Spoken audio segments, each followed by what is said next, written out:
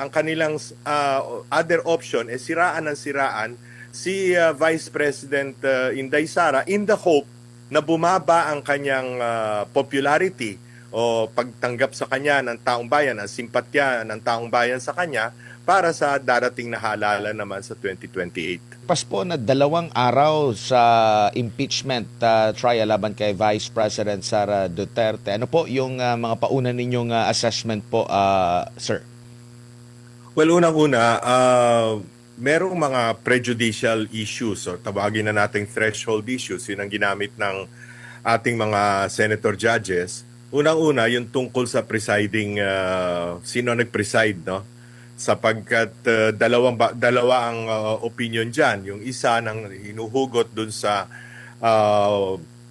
talakayan dun sa constitutional talakayan ng mga miyembro o mga delegado dun sa Constitutional Commission na siyang humubog ng 1987 Constitution na parang malinaw na sinasabi na kung hindi rin lamang presidente, kasi pagkat specific doon na pag presidente ang tinatry sa impeachment trial, kailangan Chief Justice ang maging presiding officer.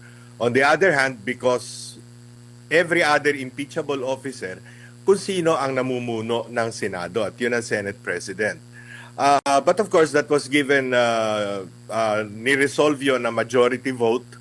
Palagay ko, kung di ako nagkakamali, meron na si Attorney Torreon yata dumulog na sa Supreme Court tungkol sa issue na yun. No? So hintayin na lang natin kung ano ang kahihinatnan noong kaso na iniharap sa Korte Suprema.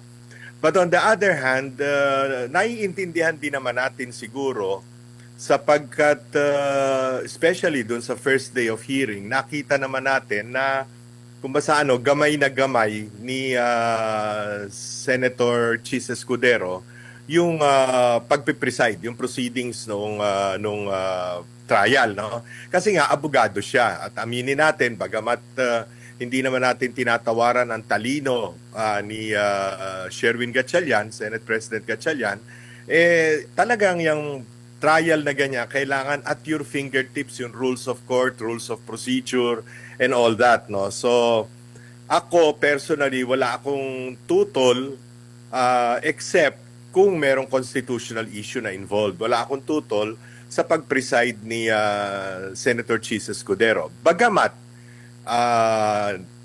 merong isang agam-agam, lalo na yung mga nagdududa kay Senator Chis Escudero, dahil nasangkot siya ng mga testigo na humarap pa sa Blue Ribbon Committee sa flood control scandals. At di umano ay batay sa mga testimonyang lumabas dun sa Blue Ribbon Committee hearings, dinadawit siya na nakatanggap siya doon sa mga mali-maleta o sabihin na natin kung ano man ang mga amounts doon sa flood control scandal.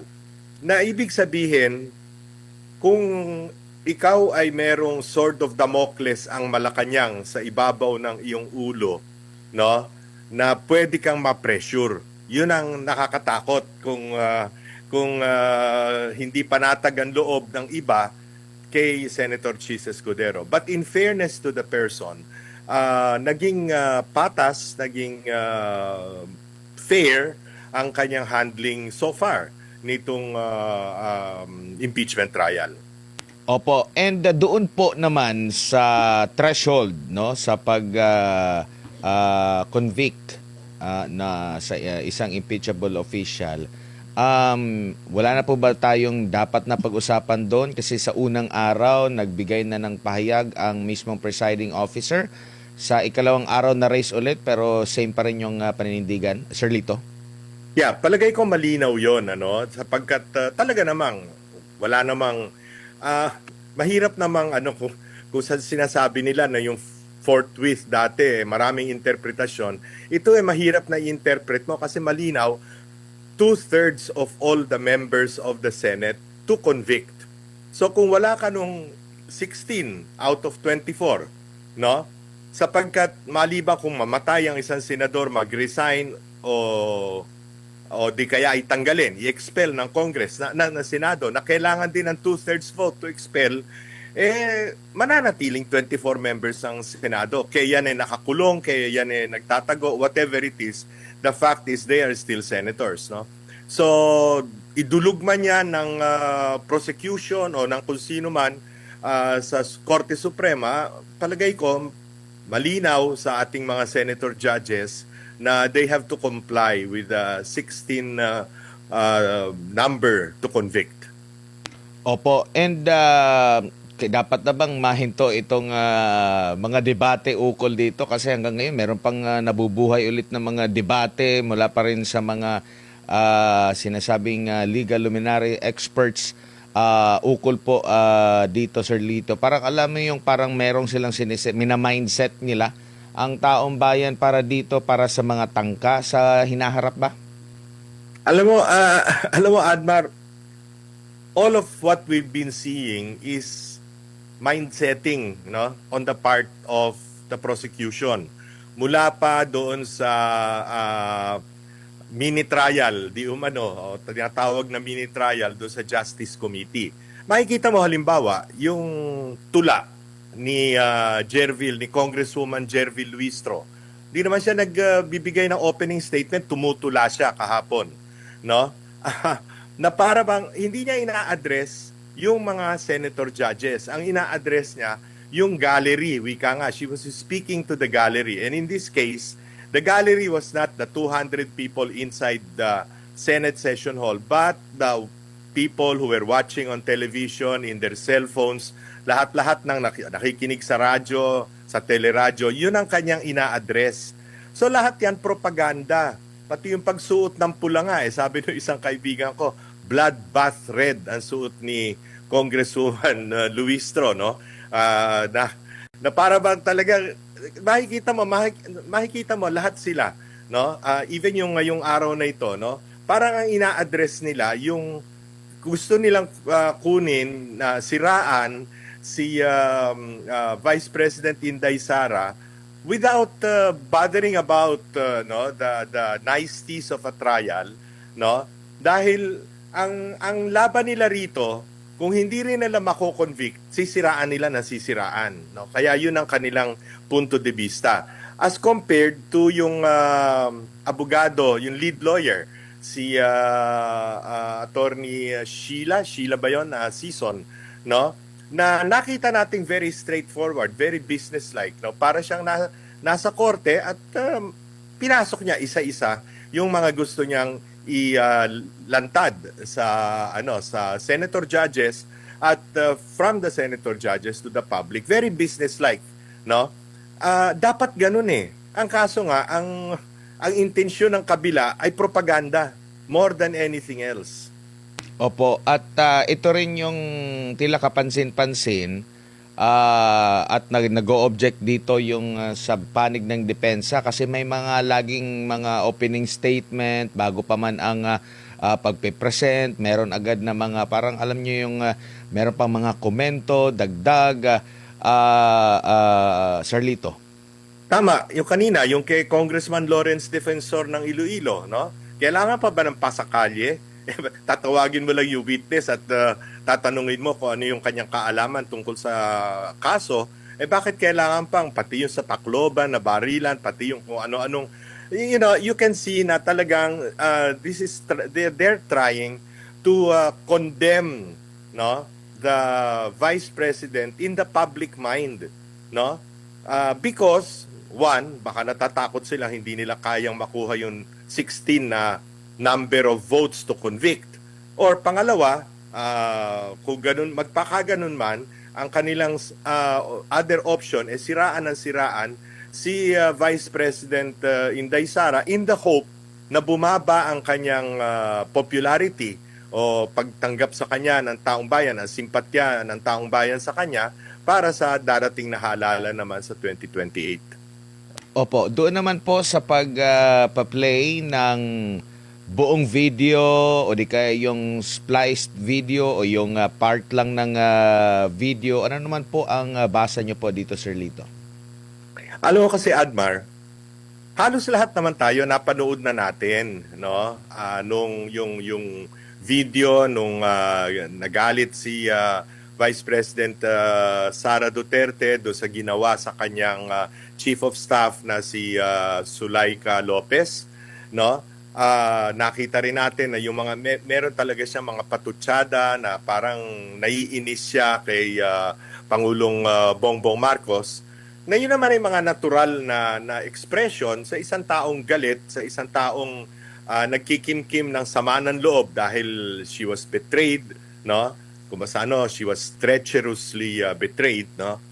So, yung paghingi ng buong 2 hour and ano ba yun? 2 hour and 18 minutes ba yun na ay ang punto de vista ng defense na nakikita ko ay para ipakita nga yung konteksto. Bakit siya nakapagsalita ng ganoon?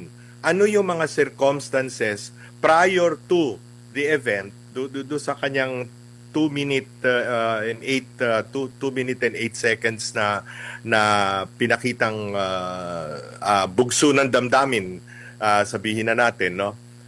Ano yung naka-trigger, wika nga, nitong ganitong ano. Kaya yung sinasabi nung kanilang abogado ng defense, si Attorney Narvasa, na para to put in context, no, the 2 minute and 8 second part of that whole video. Opo, sa tingin niyo po, maipi-play din ito along the way, mas magiging productive ba, lalo na sa side din ng depensa? Kasi ang punto nga nila, sabi niyo nga po, is malaman yung konteksto ukol nga po dito sa kung bakit nabanggit, bakit nabigkas yun ng Pangalawang Pangulo. Well, tingnan natin, sabi nila kanina, sa kanilang pag-cross-examine, hihingi nila yung buong 2-hour episode, no? But that is, we will see that because syempre, yung mga abogado ng defense, gaya rin ng abogado ng prosecution, on a day-to-day basis, nagmi-meeting yan at pinag-aaralan kung ano ang kanilang mga next moves, no? So that their performance during the trial will hew to their desired objective. Opo, no. Dito naman po sa mga pag-object ng depensa, no, ng abogado po ng depensa, ano naman po masasabi niyo po, kasi naging sentro din ito ng debate sa online, hindi makausad-usad yung mga tanong na sabi naman ng mga netizen na bakit parang ini-emphasize yung pagpatay, pag nagbigkas na pagpatay, yung parang ganun, parte ba yun ng strategiya din, pero lagi nang nag-o-object ito, bawat salita ng prosekusyon. Ano po ang basa nyo po rito, Sir Lito? Yun na nga yung tinutumbok natin, Admar, na talagang ang on the part of the prosecution, they just want to condition the minds of the public. Na parang wala silang respeto actually dun sa 24 na senator, 20 lang yata sila kanina, na senator judges. Parang akala nila kaya nilang dalhin, no, i-condition din yung minds ng senator judges. Karamihan naman dyan may ulo, may utak, at karamihan ang mga iba dyan dumaan na sa 2 o isang impeachment trial nung in the past, no? So yung mga ganyan, par for the course yan lahat ng mga abogado talagang bubusisiin ang bawat dokumento, bawat papel, no? Importante yan kasi kung masalisihan ka ng isang fake na papel dun sa mga annexes, at pagkatapos yun na naging Achilles heel mo, wika nga, no? Madadali ka nang hindi mo. Kaya kailangan talaga masusi ang pag-aaral sa mga dokumento na hinaharap, no, sa trial na ito. Maging yung mga gawi ng depensa, pinupuna din ng prosecution. Like halimbawa, wala namang kumbaga wala namang sinasabi yung sa presiding officer, pero nagko-komento siya na nag-walk out, parang nagwo-walk out yung si lead counsel ng kabila. Pero tinatanggi naman ito ng depensa yung mga ganun. Pati yun, Yun na nga. parte ng mga estratehiya nila para magkaroon ng naratibo sila na maiset, Sir Lito. Oh, precisely. Can you imagine sitting in a trial for 4 hours straight? Di syempre, gusto mo rin naman mag-toilet break. Pati yun, pinalaki pa nung abogado, yung sino ba yung abogado nila? Ligutan, no? Attorney Ligutan, no? Ay, yung kita mong nitpicking, tingnan mo na lang yung ginawa nitong si Attorney Lorna Kapunan, no? Na dahil daw sa si Vice President Inday Sara ay nagpunta sa Senado, nag-manifest siya doon sa mga senator judges through the presiding officer na si Senator Chis Escudero para lamang sabihin na balak nila, dahil total nagpunta naman daw sa Senado pero hindi humarap sa trial kanina, balak daw nila na tawagin siya as a hostile witness. I see that is pure grandstanding. Why am I saying that?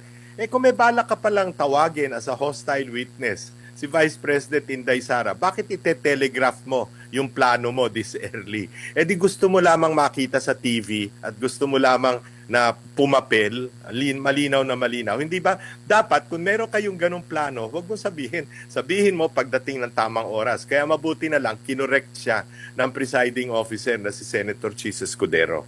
No? Kita mo, lahat na lang ng kanilang kilos, kung talagang titingnan mo, nakatuon lamang dun sa conditioning ang mind ng public. Pati yung kanina, yung kanila isa sa mga spokesman, daming lang spokesman, yung si Congressman Adyong, no? Zia Alonto Adyong. Nag-go-gloat at sinasabi panalo sila dahil ang dami daw ng mga objections ng depensa na na hindi sinustain ni makikita mo wala andit-lit na bagay. We're talking of a trial that will last for probably 92 days or even more, no? Pagkatapos para nagba-basketball na pumuntos ka ng isa cheer ka na ng cheer, first quarter pa lamang naman, di ba? Yun ang halatang-halata sa kanila. Everything has been conditioning lang yan. Everything is intended only to demolish the Vice President's acceptance by the public. Sir, si Almar po ito. Ano po yung masasabi? Yes, Almar. Ano po masasabi niyo, sir, doon sa performance ng presiding judge kay Senator Judge Chis Escudero? Kasi kanina may na-interview ng SMNI si Attorney Panelo at pinalagan niya yung tila pagbibigay ng chance sa prosecution na magbigay pa ng opening statement, yung nabanggit nyo kanina na parang nagtutula at parang hinihikayat pa or ini-encourage pa yung mga taong bayan na parang pumanig sa kanila imbis na dapat maglatag na agad ng ebidensya at ipakilala yung witness. At sinabi ni Atty. Panelo, naging trial by propaganda na po yung nangyari kanina, sir. Well, tama si Attorney Sal Panelo dun sa kanyang obserbasyon na yon. Pagkat malinaw na malinaw, propaganda lang yung habol ni Congressman Defensor. Kaya lang, in a trial like this, pagbigyan na natin, kuminsan, hayaan mo na silang pumuntos ng konti. Dahil, lang naman yan, pinagbigyan na lamang siguro, no? But yun na nga, all throughout this trial, bawat desisyon ng Senate Presiding Justice, in this case Senator Chis Escudero, pupulaan ng kabila at pupurihin ng kabila. Laging mangyayari yan, Kaya nga diyan may punto si Senator Alan Cayetano, although pina-strike sa record ni Senate President Win Gatchalian, yung binanggit nga niya na may parang sword of Damocles over the head of Senator Chis Escudero, dahil nga merong mga akusasyon sa kanya na mismo sa Blue Ribbon Committee ng Senado narinig at Mayat maya sinasabi ng ombudsman na hinahanda na nila yung kaso, etc., no? Kaya parang may agam-agam ang natural ang depensa at ang mga supporters ni Vice President Inday Sara na baka kayang-kaya itong i-pressure ng Malacanang. Malinaw naman kasi ang pangingialam ng Malacanang dito. Wag na tayong maglokohan. Unang-una, ang presidente mismo, kailangan ba niya magsalita tungkol dito sa impeachment? Na magsasabi pa siya na kung ako yan miski na sabihin ng mga abogado ko pupunta ako diyan. That is irrelevant for him because hindi siya dapat makialam diyan. Pati itong spokesperson niya kanina naman si Auntie Claire na kung siya raw abogado ng depensa, hihikayatin niya si Vice President Inday Sara. Sino ba naman kukuha sa kanyang abogado to begin with, no? I mean, kitang-kita, kung sa tinatrato nilang bobo ang mga tao, no? Yun ang nakakainis sa ginagawa ng prosecution panel at ng administrasyon. Sir, balikan ko lang yung threshold ng botohan kasi nag-motion or nagbigay ng manifestation si Senator Ping Lacson at nabanggit nga niya na doon sa threshold dapat manatiling 16 kasi nabanggit din yun ni Senator Escudero before siya nag-preside at sinundan din ni Senator Pangilinan at binanggit niya, sinabi ni Senator Pangilinan na yung 16 votes na threshold pag-uusapan pa nila. So nakikita niyo po ba dito na maaaring magiging biktima na naman po ito ng bendalo kagaya ng ginawa nila ngayon nung pinakauna, sir? Yang issue na yan ay hindi nila kayang i-resolve by themselves. That will have to be resolved by the Supreme Court, who is the arbiter of constitutional issues, no? Sapagkat napaka-importante niyan, ano? Hindi nila maaring miski sa ratification ng treaty, lahat kailangan na dumaan yan sa panunuri ng Korte Suprema. At I'm sure darating yan sa Korte Suprema.